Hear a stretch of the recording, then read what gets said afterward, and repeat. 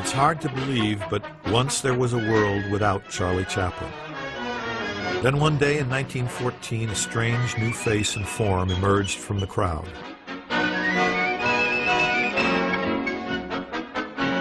He was 24. He'd been on stage, mostly in English music halls, since he was 10. Max Sennett hired him for the movies out of Fred Carnell's company, then touring America, for $150 a week.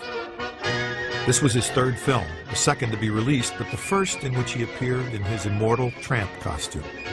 By 1917, he was becoming, thanks to this new universal medium, the greatest comic icon the world had ever known. The films were fast, funny, seemingly casual, yet ever more complex in construction. But the icon was still in search of the iconographic sequences that would define his genius. They would come to him in the years ahead, slowly, often enough painfully, amid the distractions of being the most famous man in the world. He always felt the pressure to do more. He would feel the need to speak to the yearning human heart. He would feel the need to speak from his own heart about the dehumanization of labor in modern times,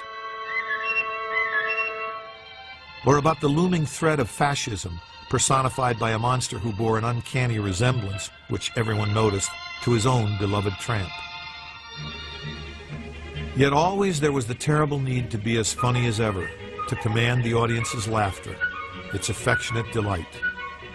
And yes, its most basic sentiments as well.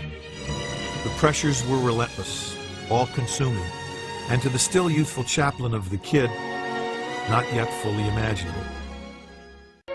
His was the face of his century. His was the life of his century. Through his will and energy, and yes, genius, he encompassed, as much as one man can, the joy and the anguish of his times, their romance, their horrors, and of course, what laughter we could find in them. He was a flawed man, a haunted man, a tormented man, which is to say, he was only human. But with this uncanny ability to reflect and refract our humanity back at us.